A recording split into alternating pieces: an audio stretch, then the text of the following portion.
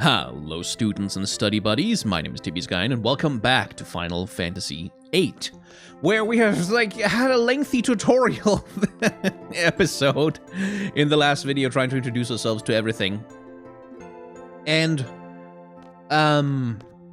yeah, now we're slowly gonna get things underway, but I'm just gonna make sure...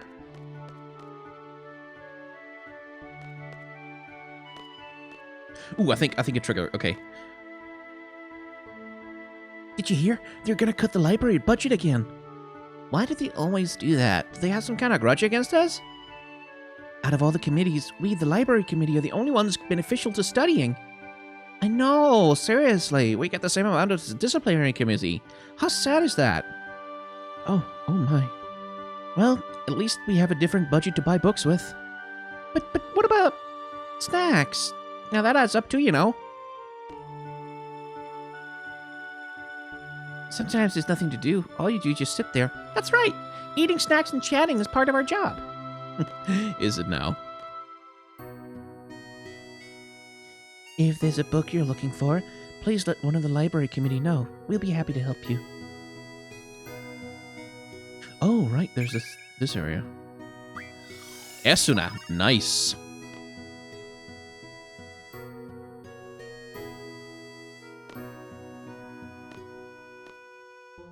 So I've spent a little bit of time off camera, not a lot, but a little, grabbing enough magic that you can see how it makes a difference once you have a few extras that, yeah, there we go, magic pops up.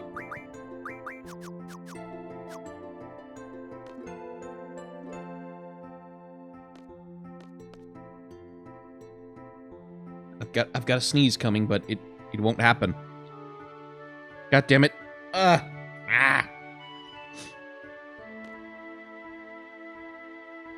The desks aren't squeaky clean. Those straight from the library committee. I bet they're slacking off somewhere. All they do is yibbity yap, even when they're alone. Yibbity yap. So annoyingly loud, I tell ya. Yeah, these guys are dicks. Just all of them. So, did you rate it? Oh, you mean the bloody murder mystery? Did you find out who the killer was? You know, you should read something more enlightening. Okay, Captain Fedora. So, you found it boring? It was good, but what I'm trying to say is... So you liked it? Then you'll like this one too. Okay.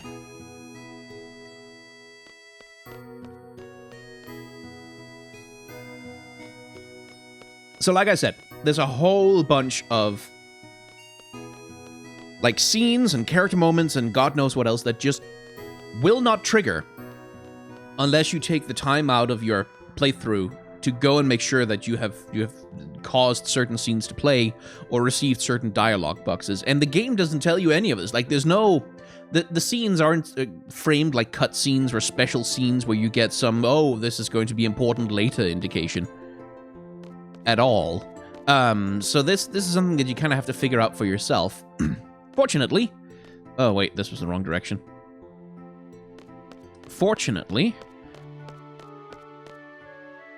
You have me here to show you these things so that you don't have to figure them out for yourself. Although, frankly, I haven't figured them all out for myself. I am going to be referring to a guide every once in a while to make sure I'm not missing anything that I consider important to the game. Because it's been a long time since I played it, and the last few times I played it, I didn't at all grab everything either. So, those three students on the left here are aspiring seed candidates. Now, if you make time to go to the cafeteria and talk to them at various points during the game and fully exhaust their dialogue, they will become fully fledged seed members and, graduate from the program with honors, blah, blah, blah, blah. But if you don't, at some point in the game, they'll just disappear, and they'll never come back. So, today's seed field exam. A choke list. So we had this one already.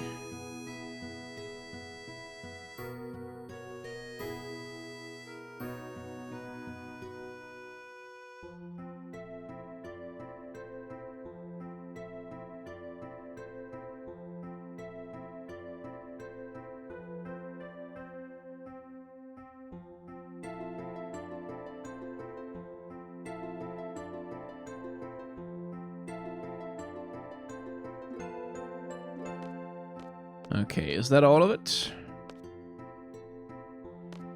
Looks like it. Cool.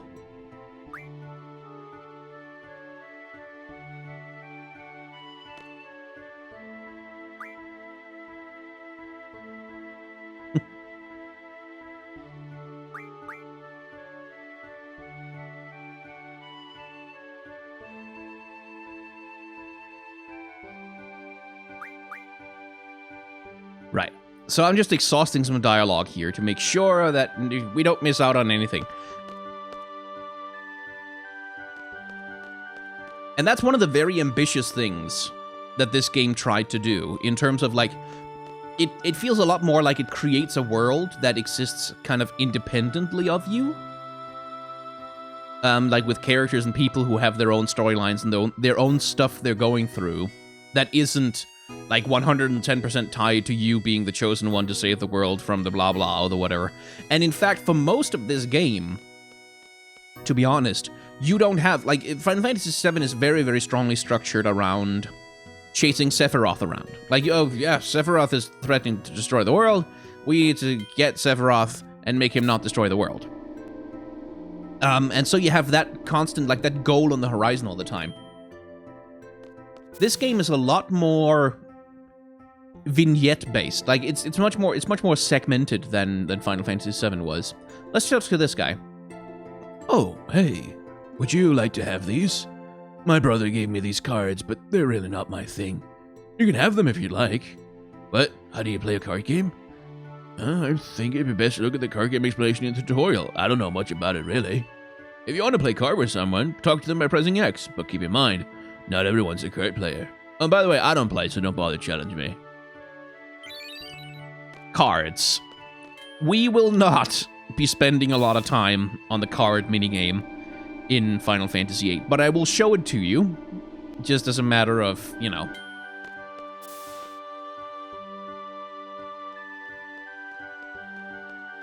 Let's see, I think the kid plays. Good.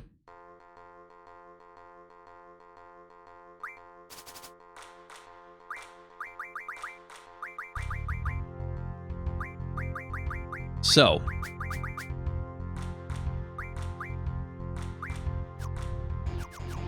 hang on.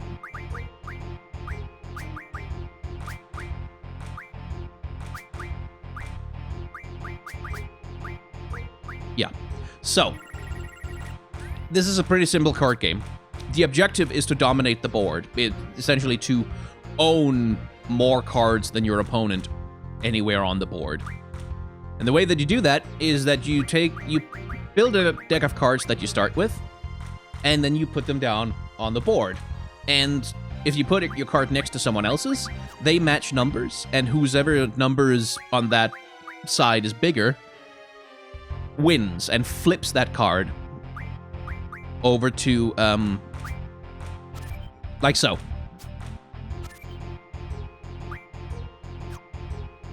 And see, the thing that happened there is, I flipped the card one time, and then he flipped it another time, but now, because it's boxed in, I can't flip it again. Like, there's nothing I can do to flip it. And this is a card game with perfect information, so I know exactly what all of my opponents are capable of doing at any given time. So, for example, I know that if I flip this guy, he has a 7 and a 6 up at the top, which can flip that card right back, which means I wouldn't gain any ground.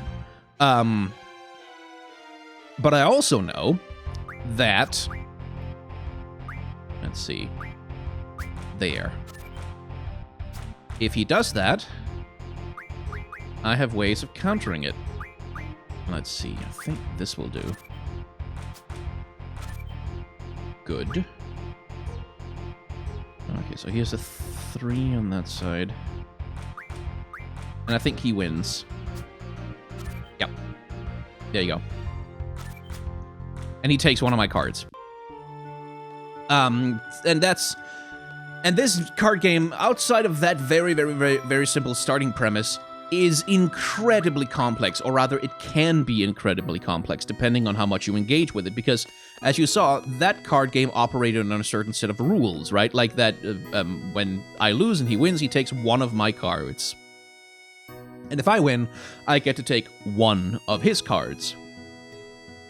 But there's a certain NPC in the game, the Queen of Cards, who, if you talk to her and play cards with her, she can alter the rules of the game as it's played around the world, including stuff where, like, oh, if you win, you get to take all of the cards, or if you, like, you get to take a number of cards proportional to how much you dominated the board, and she can change rules so that if you flip over one card, you also flip over every single other card that is next to it, so you can get this cascade effect of, like, flipping one card, which then flips all the other cards, which then, like, to take over the whole board with, like, a single move. And it gets really complicated, and it can actually be really, really, really fun. And more than being fun, it's a way to completely fucking overpower your characters, like, just completely overpower them through... Let's see, does he have it yet? No. Through Quetzalcoatl. If I teach him the card ability now, he becomes able to turn enemy... You get a command that can be used to turn enemy monsters into cards. That's a really good way to get a hold of a lot of cards early. And get a hold of powerful cards. And then he also has another ability called Card Modification, which allows you to turn cards into usable items. And those usable items are sometimes...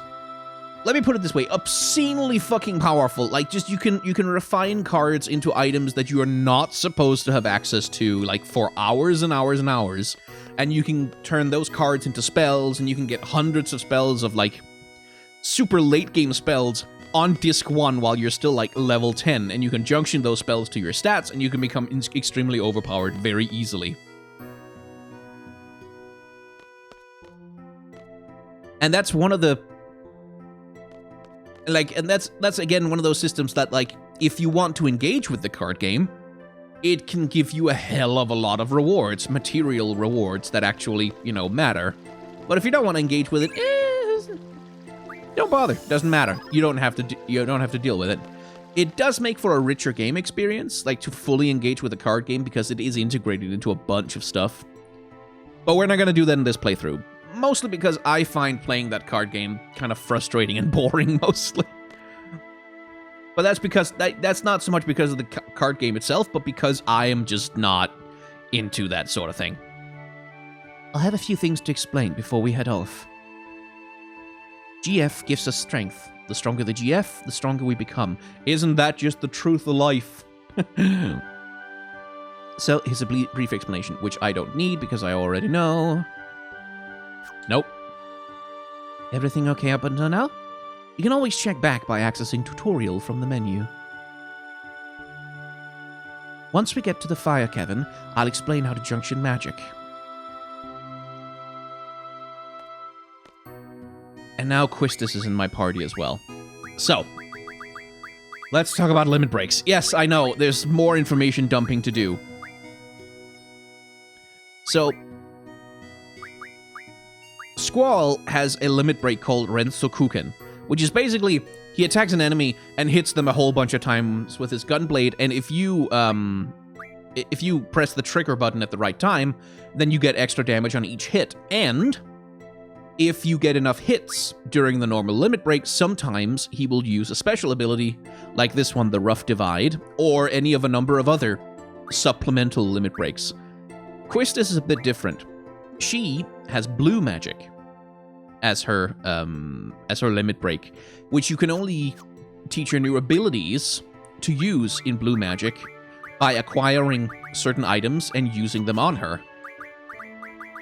Guess which enemy that we have in a card here that we can turn into an item that teaches her one of the most powerful limit breaks in the entire game. That's right, that's the Gesper right there. So a common early game strategy is to learn the card modification and then basically use that to teach Quistis an overpowered ability that will let you dominate most of the battles in the game and then proceed from there. Again, we're not going to do that. Welcome to the world map, and this is where you can really see the remaster being in kind of a rough shape. Again, this is a thing that on the PSX, or the PS1, that all of this was kind of covered up by the fact that the PS1's monitor was really blurry and low resolution. But here in full resolution, like, you can literally see the squares, like the polygons for the texture on the ground. And on like things like the garden model where like it really just kind of looks terrible, and the textures on the mountains and stuff like that, it doesn't look great, does it? And that's one of the reasons why I considered maybe playing the vanilla version instead of the remaster, because then I could download some mods that would give me access to like some nicer texturing and stuff for the world map. So, special rule about the world map: so long as you're running along a road, no monster encounters. You will never have a random encounter so long as you're moving along a road, which can be useful in certain situations. We are supposed to go over there. You can see there's a cave over there. But first we're going to explore just a little bit. Not much. But I do want to show you some of the freedom that this game gives you.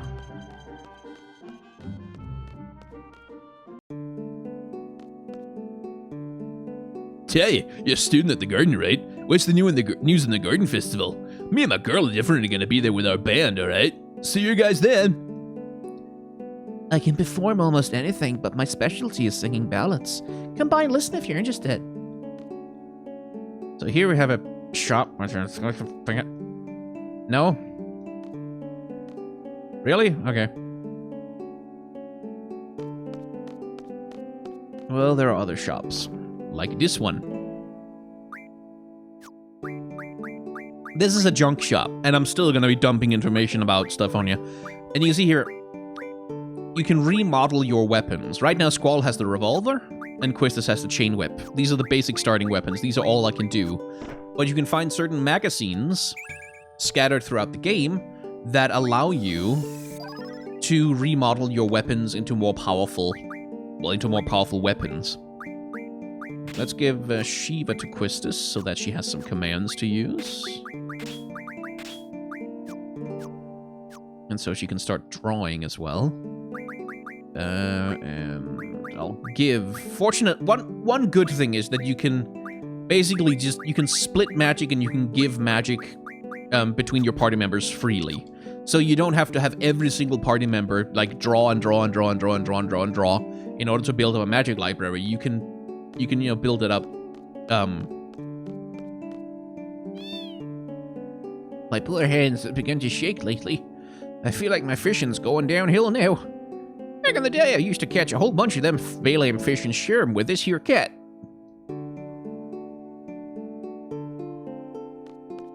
Let's see, I don't remember if there's an item in here. Nope.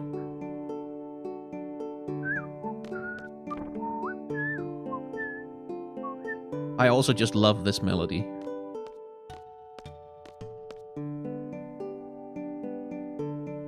How's my rowdy boy doing? Which rowdy boy, I wonder? Well, you'll see. I think maybe there's an item in here. Yes, there. An old issue of Timber Maniacs. This is... Yeah, that is yet another tiny little side quest in this game, where there's a type of magazines scattered around the game. There's a bunch of different magazines scattered around the game, but these ones in particular, if you pick them up, they very, very slightly affect a few cutscenes and a few parts of the game. Not very much, just a little bit.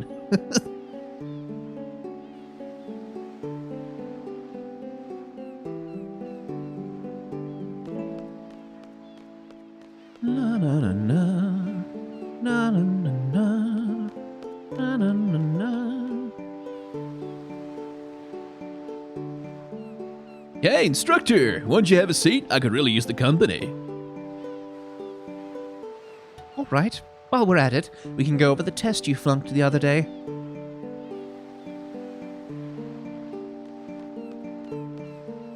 Hey, have you heard? Mrs. Stinch's son is going to take the seed exam. Really? I wonder if that rowdy boy can handle it. Does Mrs. Stinch know about this?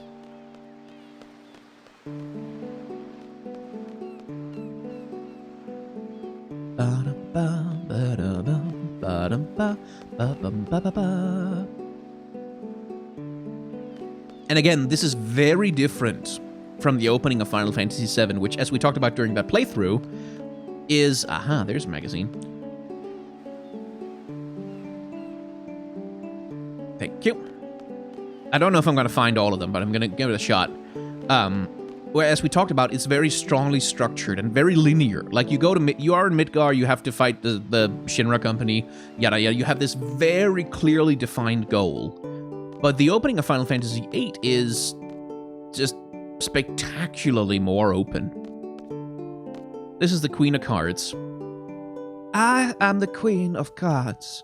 I travel all over the world to monitor and enforce the various card rules. What do you want to know?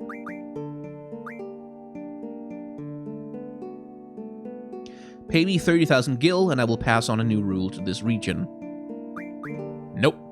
But she's someone who allows you to manipulate the rules of cards in various regions of the world, which you can manipulate in order to be able to acquire certain powerful cards that you can turn into items, which you can turn into spells, which can make you completely overpowered and completely make the entire game trivial. Money is another thing we need to discuss, but I'm gonna leave that for later, because at this point... No, we're done. But I did want to get some potions.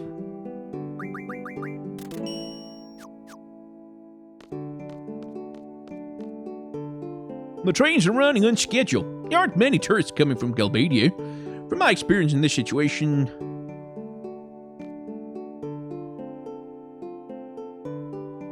I hope everything's alright.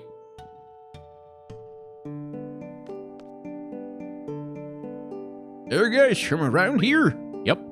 I hear there's a big academy called Balaam Garden here. The Academy for Gifted Kids. I used to be a teacher myself. I've been wanting to see Balaam Garden with my own eyes. We chose Balaam Garden because we heard it's a peaceful tourist resort. Oh my, it's exactly the way I imagined it. I stayed in Timber before we got here. Despite being occupied by Galbadia, it has a cheery atmosphere. Occupied, huh? Oh, hello. Who are you? Hey, you have a pretty nice physique. I'm a professional photographer. Wanna be a spotlight technician? Why do you need one? There's gonna be a big parade in Galbadia, and I'm thinking of going. I want to take a lot of nice pictures and sell them and make big money. We'll split everything 70-30. Actually, how about 80-20? You know what? Forget about it. That too is a little bit... That parade? Yeah, that's gonna come up later. But again, unless you go here and talk to random NPCs that don't always appear, you're not gonna know about it.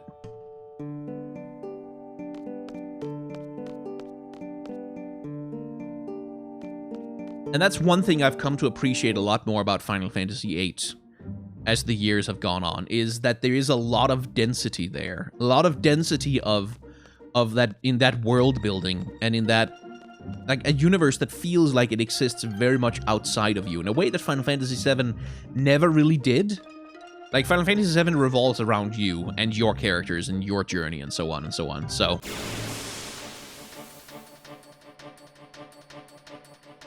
Ooh, I'd rather not encounter a T-Rex. You can encounter T-Rexes in the forests here as well. But I do want to encounter that caterpillar.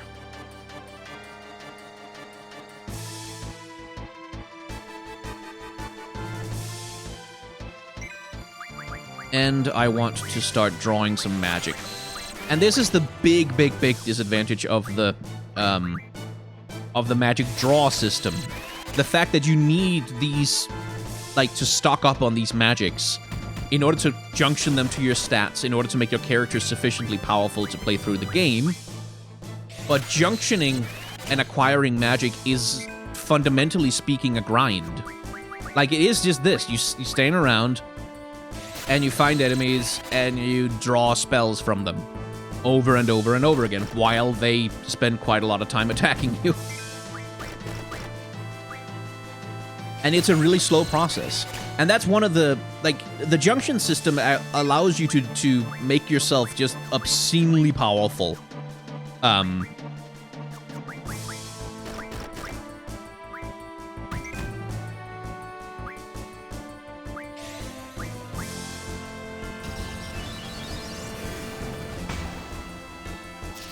But it does come with a price of just requiring a ton of grinding to get anywhere with it. And a lot of management and a lot of, messing around in menus and stuff like that. And it is undoubtedly one of the weaknesses of the game. I'm going to try and balance out how much time I spend drawing magic, in order not to make this playthrough completely tedious and make it take 50 billion hours more than it needs to. But we are going to have to do it some.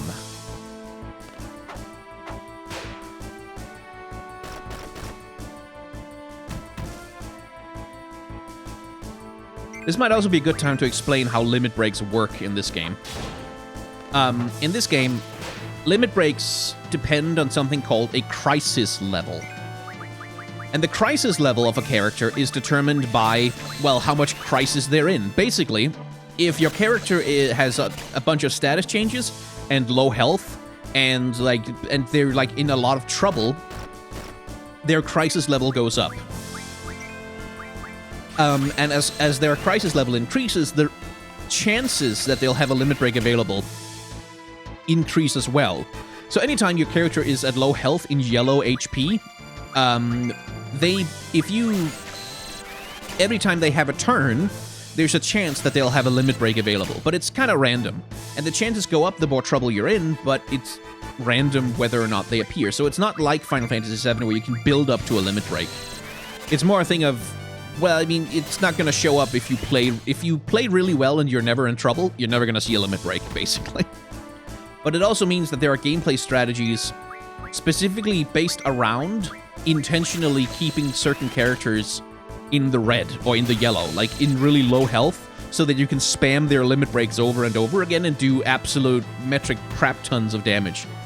There's also a certain spell called Aura that increases the chances of you being able to access a limit break, and there's all kinds of stuff you can do to manipulate it. But the reality of it, this is another gameplay system that's sort of, it makes sense, like limit breaks show up when you're in trouble. Let me see if I can get one. No, I'm not low enough health on Squall. Limit breaks show up when you're in trouble. That makes sense. That's a perfectly sensible way to do things, I suppose. But they also only show up if you are, in essence, failing. Like, if you're not keeping up your health. And naturally, you're gonna want to keep your health up because, you don't want to be in trouble. So, playing correctly makes you less likely to see some of the coolest attacks and abilities that your characters have access to. Okay, I think... Yeah, there it is. I'll show you his Rensokuken.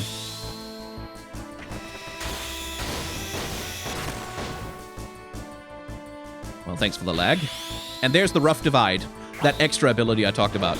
That one, I got that because I hit most of... I think I hit all of the triggers on the limit break there. So that's how that works. Excellent. I got the spider web I was hoping for, too. Because that teaches Ultra Waves to Quistis. Excellent. That was painless enough. And now I have some magic, finally. Let's see. Probably silence on that.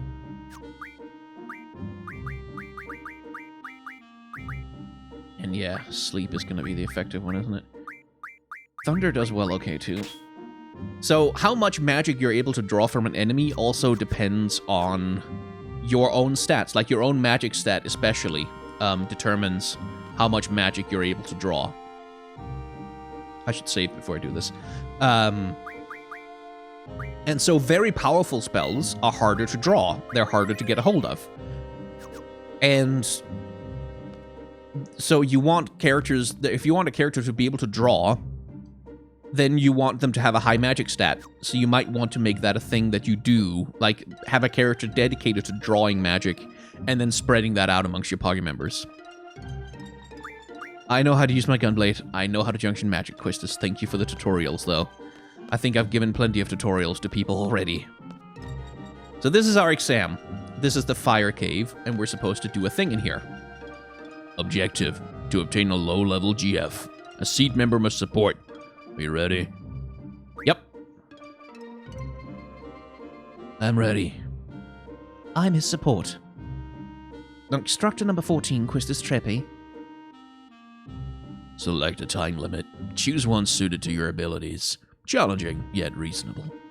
And we're going to set it to 10 minutes, because that's going to give us a higher rank on our examination once we're done. Also, 10 minutes is plenty. My job is to support you in battle. Everything else is up to you. Fine.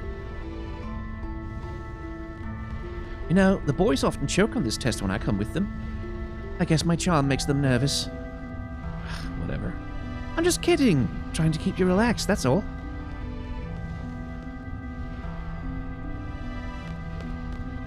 Well, we've been very lucky with the encounters. We don't want to have too many, because the time progresses even while we are doing encounters. Okay, I think I can take those guys out with a hit.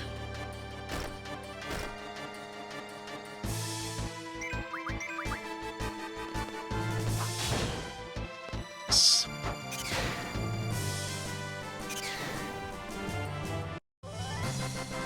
Time also passes while we're doing victory dances, though, which is annoying. Ah, damn it. Now I need to learn card next, please.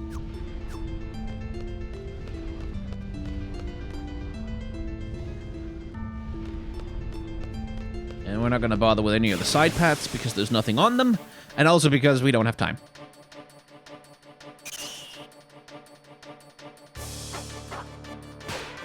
Bother. Okay. Bomb, an elemental monster. Use an ice attack for these. Check the monster's weakness with scan. Yes, I know.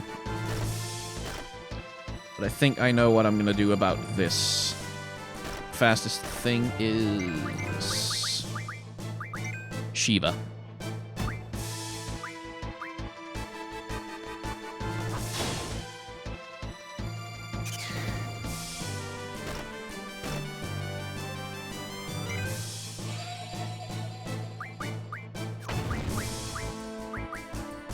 Might as well grab some spells while I'm waiting. Bombs have kind of a lot of HP at this point.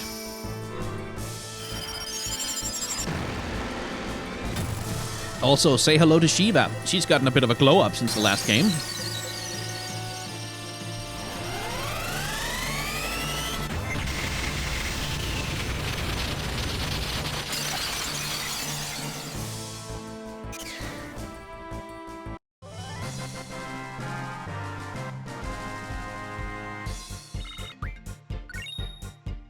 And I think she learns boost as well. Good.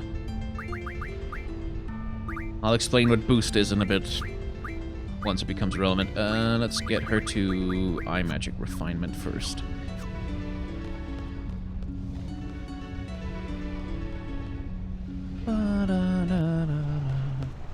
I guess I was right. You and Cypher are in a class of your own. You both have amazing strength and potential.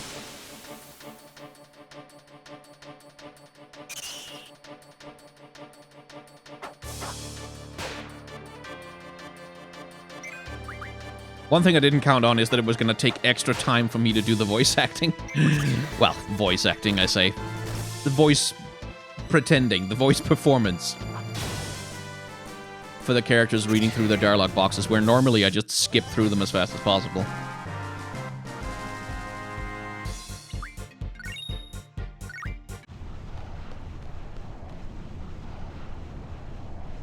Yo, what's up?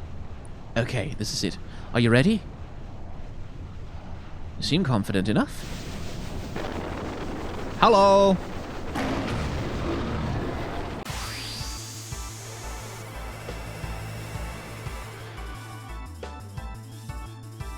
Welcome to a boss fight.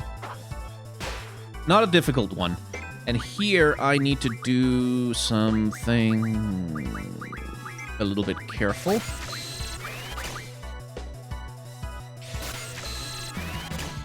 See, because the less time I have left when I finish, the better. Because that gives me more points on my exam and a higher score.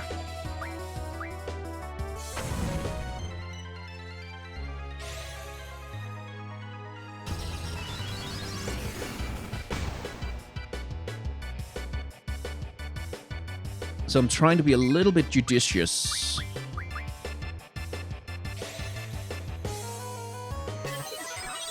Let's see, how much health does he have? Fire GF uses fire magic. It's a strong opponent, but as part of a Guardian's exam, it's not impossible to defeat. Right, but how much health does it have? Show me.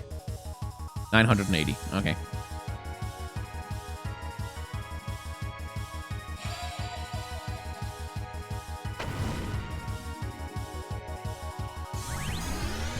And here's boost.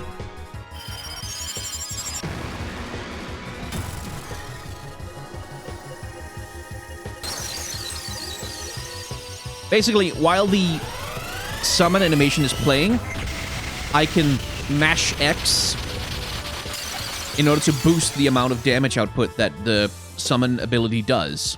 They have Shiva. And that's a way to boost your damage output quite substantially. But as you saw, a little red arrow also appeared on top of Impertinent humans. Oof, that's a tough one. Also appeared on top of the hand that was mashing. And if you mash too much while that hand is present, then you lose all of your boost and you go way back down to 75%. So it's a thing to be careful about. Okay.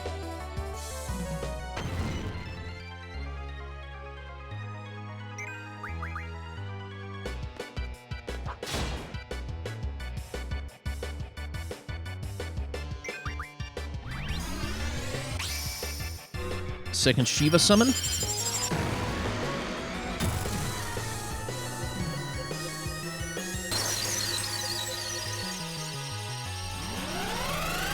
Shit. See? There, it happened. And substantially less damage was done.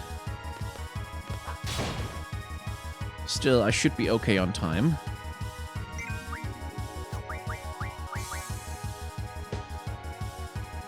Oh, that was wrong.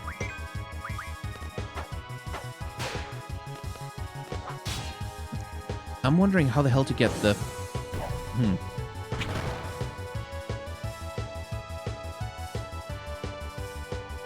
I think I'll just do the rest with physicals.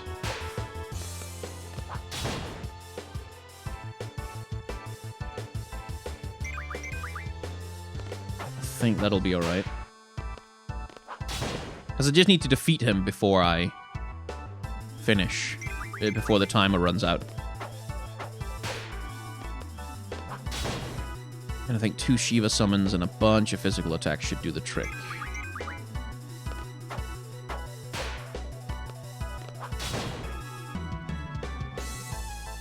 For me to lose to a human? Very well, I will join you. There we go.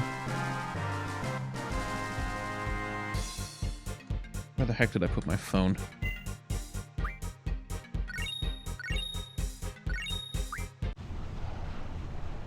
Okay. So now I'm just gonna hold on for a few seconds, because the timer is technically still running right now.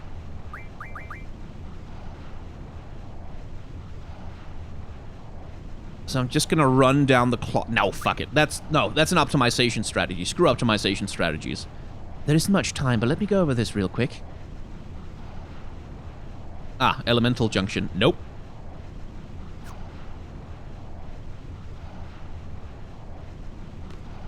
Anyway, that's the exam done. And, like, the thing I was kind of doing was an optimization strategy that makes it easy to get, like, more money later on. But which I just super don't need. I super don't need to do that. So, alright, let's get boost from him first immediately, since that's the easy one to get.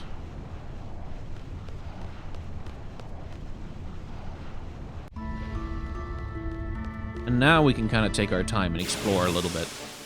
I don't think there's anything other than the draw point, though. Hey, Abuar. I don't think it has any spells that are very useful. Oh, Blizzard, though. I'll grab that.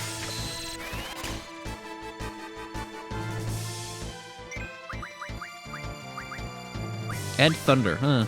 All three elements. Some cool monster designs in Final Fantasy VIII too, by the way. And they too, like, the character models of the monsters also got updated for the remaster. I think that's kind of what justified the cost of it, is that they did update every single goddamn monster in the game, which is a lot of work. And that justifies calling it a remaster, even though they couldn't do anything about, you know, all of the everything else. And the other advantages of the remaster is that it's better optimized for Windows. It's easier to use an Xbox 360 controller with it, for example. It's less obtuse. Like the original PC port, like you have to mod that motherfucker to make it convenient, because it has just the most inconvenient control scheme otherwise.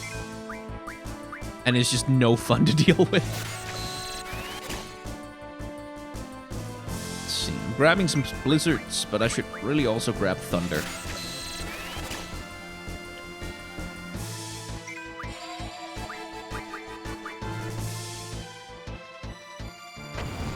Yeah. Dun, dun, dun, dun, dun, dun. But yeah, like I mentioned before, Final Fantasy VIII is a lot of this. Like, if you're playing the game, not even not even power gaming, but just like playing the game correctly, as it were, then you will be doing this. A lot of this. And the trouble is that it's so easy, like just insanely easy to completely overpower yourself in a way that makes the game just not fun to go through at all, because there's no challenge at all. Because you play correctly, which means you have a bunch of powerful spells that you put on all of your stats, and then there's no challenge left.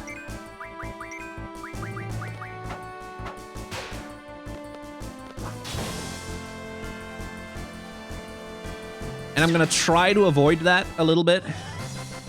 It does. The lovely thing is, though, that it does mean you can kind of modulate the difficulty for yourself. Just like if you just don't put a bunch of powerful spells on all your stats, every fight gets more difficult. And so you can make sure that you have challenge throughout the run, if that's what you want out of life. I think bomb only has fire. Yeah.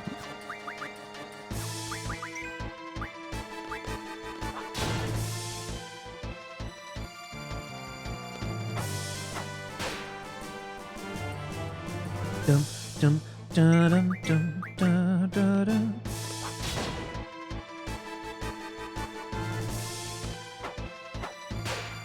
But yeah, if I need to do any grinding, I'll probably just do it off camera between episodes. Just to, like, if I need... in order to be able to, like, beat enemies and stuff, then we'll do it like that. Because it's not very fun to watch. An episode of me just... oh, here's another random encounter. Bzz, bzz, bzz, bzz. It is, like, I will say it's very satisfying to grind in this game. Like, if you like grinding in games, if you get kind of a... it's a nice way to just turn your brain off and do stuff and just make numbers go up in a really pleasant kind of way.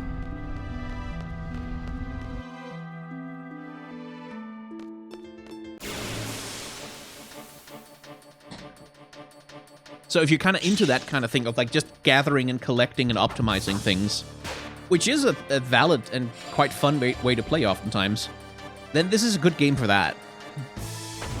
Because it is very satisfying to like go up against a very powerful boss, but you have spent a bunch of time like setting up an optimal spell junction, whatever.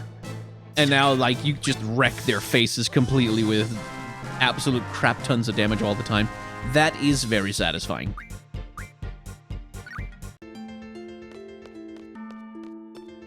So you do get rewarded for the grind. It's just that if you want challenge, like if you want the game to be hard at all, then like you can accidentally trivialize it with not even that much grind. Like there's a whole bunch of optimizations that people have done to to the game. Yes, Thunder and Scan, okay. Don't need none of that. Where, like I said, very, very early on, like, through the card mechanics, like, if you spend some time grinding the card modification ability for Quetzalcoatl, and then you spend some time grinding the card games and, like, turning enemies that are around into cards, and then you turn those cards into items, you can just, like, even now, you can completely trivialize the entire game by getting access to really powerful late-game spells. Just without even having to do that much combat grind. And obviously, once you junction those to your stats, you can do ungodly amounts of damage.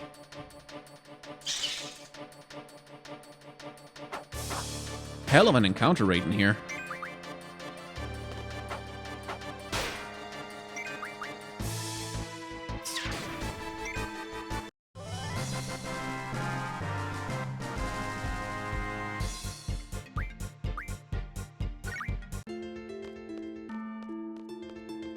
And there we go.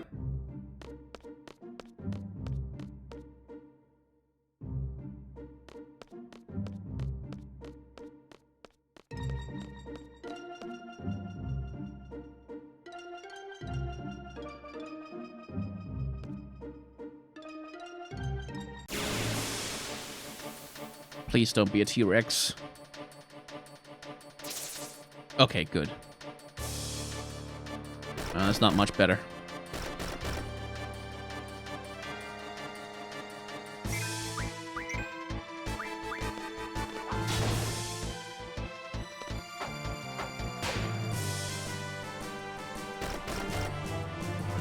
Alright, I'll draw a few spells from them, because I kind of do need their Blizzard spell.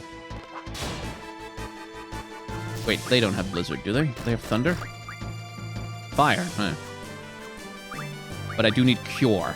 So I think I'll draw some Cures, because I bloody well will need them. I'll kill the rest.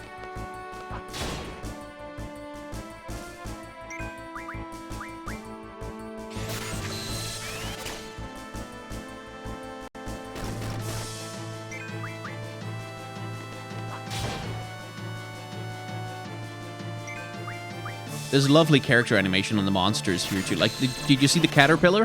When I knocked him back with my attack and he kind of scooched forward? That was... I like that. That was a lovely animation.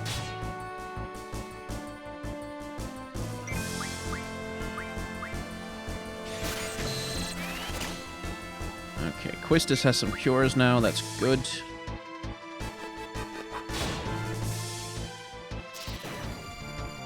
Let's have her cast some healing magic. Yeah, that's the problem. If you draw a spell from an enemy and you cast it directly from having drawn it, its attack power is completely random, almost. Like, you can draw as these spells and try and cast them and they just won't do anything. Like that cure spell just now.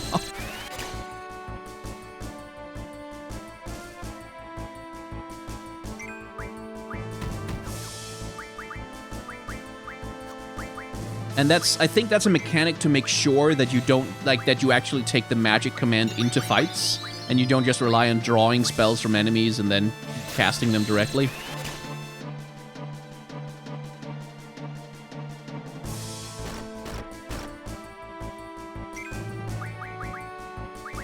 She has enough cures now. I'm gonna get some on Squall, and we're just gonna speed this up a bit.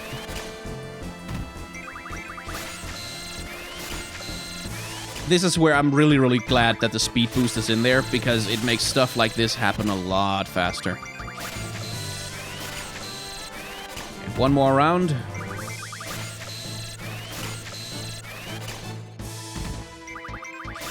There we go.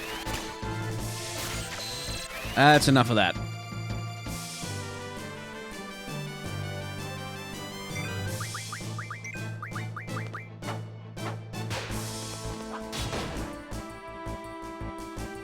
Like, do you see that little segmented, like, the little segmented pulsation of his lower body and stuff? Very nicely done.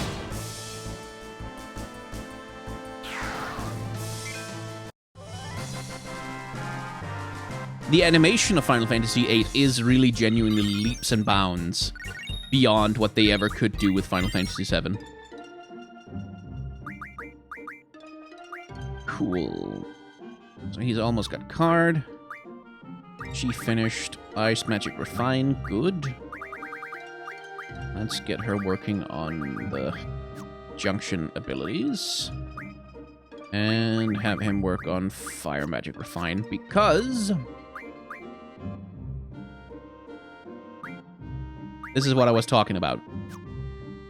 You can learn these on various GFs. Like Ice Magic Refine, you can refine water and ice magic from items.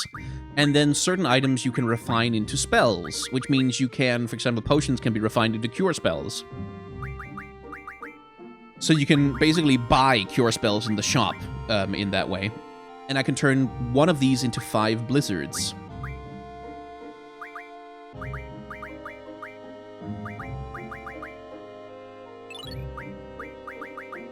Which is a good way to get their blizzard stocks up a little bit. And I can do the same thing. The M stone especially is versatile, and other stones like it, because they can be turned into something like this real quick.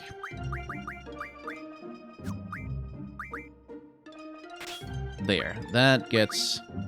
No, I need thunder into the elemental slot, actually. Nice. Let's see, do I have anything better to put in that slot? Yes, Cure. Cure does better in Spirit Defense. Sweet. I think that's reasonable. Okay, I should remember to remove everything from her. There we go. So that I have that GF available for Squall instead. So that I can gain AP if I spend some time grinding. Well done. Let's see. I thought there was something else I needed to go over with you before you take the seed exam. Oh, yes, taking care of the GF. This is something you have to watch out for. So basically, GFs have their own health bars and health pools, and they can get knocked out, and you need to heal them and revive them, and stuff like that. Now, change into your uniform and assemble at the first floor lobby. So I don't have to actually do that. Right now, I basically have a bunch of free time to do with what I please, and there's some side quests to follow up on, and other stuff like that, but that, oh, hang on, is going to have to happen in the next episode. I think early going in this game is going to be a little bit slow like this.